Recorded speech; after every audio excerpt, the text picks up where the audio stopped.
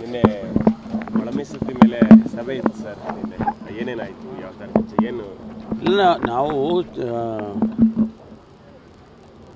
ವರದಿ ಬರೋದಕ್ಕೆ ಮುಂಚೆನೇ ನಾಗಮೋಹನ್ ದಾಸ್ ಅವರ ವರದಿ ಬರೋದಕ್ಕೆ ಮುಂಚೆನೇ ನಾವು ಭೇಟಿ ಮಾಡಿದ್ದು.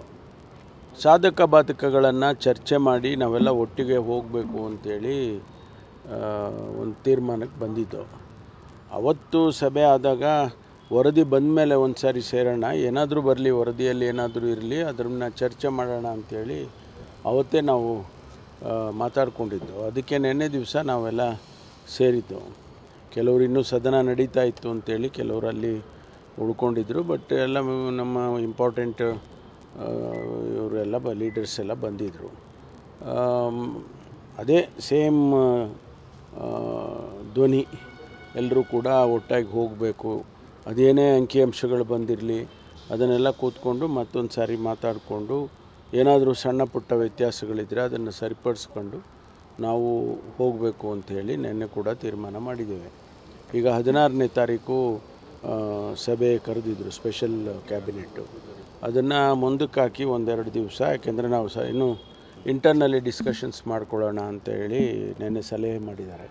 ಇವತ್ತು ಮುಖ್ಯಮಂತ್ರಿಗಳ ಗಮನಕ್ಕೆ ತರ್ತೀವಿ. ಒಂದು ವೇಳೆ ಅವರು ಒಪ್ಪಿದರೆ 16ನೇ ತಾರೀಕು ಮುಂದಕ್ಕೆ ಹೋಗುತ್ತೆ. ಇಲ್ಲ ಕಾರಣಾಂತರದಿಂದ ಇಲ್ಲಪ್ಪ ನಾವು ಮಾಡಲೇಬೇಕು ಅಂತಂದರೆ ನಡೆಸ್ತಾರೆ. ಸರ್, SIT ಕಾರ್ಯಾಚರಣೆಯನ್ನೇನಾದರೂ ನಿಲ್ಲಿಸೋ ಪ್ರಯತ್ನ? ನಿಲ್ಲಿಸೋದು ನಾವು ತೀರ್ಮಾನ ಮಾಡೋದಿಲ್ಲ, ಅವರು SITನವರೇ ತೀರ್ಮಾನ ಮಾಡಬೇಕು. ಅವರಿಗೆ ಏನು ಮ್ಯಾಂಡೇಟ್ ಇತ್ತು ಅದು ಮ್ಯಾಂಡೇಟ್ ಮುಗಿದಿದೆ ಅಂತ ಅಂದರೆ ಅವರು ನಿಲ್ಲಿಸ್ತಾರೆ. ನಾವು ನಿಲ್ಲಿಸಿ ಮುಂದುವರಿಸಿ ಅಂತ ನಾವು ಇಲ್ಲಿಂದ ಡೈರೆಕ್ಷನ್ಸ್ ಕೊಡೋಕ್ಕೆ ಬರೋದಿಲ್ಲ, ಅವರೇ ತೀರ್ಮಾನ ಮಾಡ್ತಾರೆ. ಅನಾಮಿಕ ವಿರುದ್ಧ ಕ್ರಮ ಆಗಲಿ ಅಂತೇಳಿ, ಯಾಕಂದರೆ ಸಾಕ್ಷಿ ಸಿಕ್ಕಿಲ್ಲ. ಈಗ ಅನಾಮಿಕ ವಿರುದ್ಧ ಕ್ರಮ ಆಗಲಿ, ಅದು ಹಿಂದಿನ ಷಡ್ಯಂತ್ರ ವಿರುದ್ಧ ಕ್ರಮ ಆಗಲಿ ಅಂತೇಳಿ ಆಗ್ರಹಿಸ್ತಾ ಇದೆ ಸರ್. ಇಲ್ಲ, ಅದನ್ನು ಅವರೇ ಡಿಸೈಡ್ ಮಾಡ್ತಾರೆ. ಯಾಕೆಂದರೆ ಅವರು ಕಾನೂನು ಚೌಕಟ್ಟಿನಲ್ಲಿ ಕೆಲಸ ಮಾಡಬೇಕು.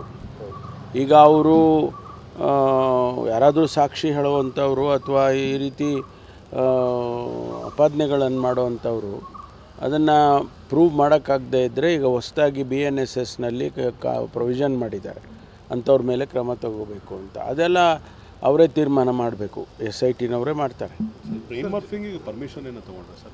ಇಲ್ಲ ಇಲ್ಲ, ಇದರ ಅಗತ್ಯತೆ ಅವರು ಡಿಸೈಡ್ ಮಾಡ್ಕೊಳ್ತಾರೆ.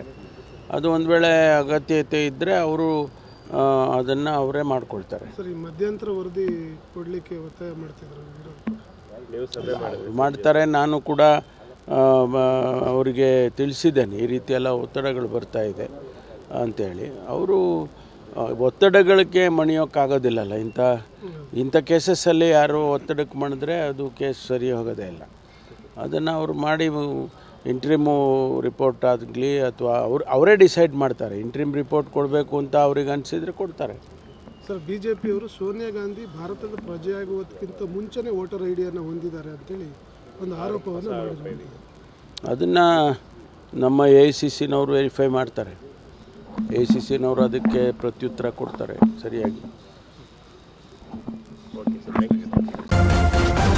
ನ್ಯೂಸ್ ಫಸ್ಟ್, ನಿರ್ಭೀತಿಯಿಂದ ನಿಮ್ಮ ಪರವಾಗಿ.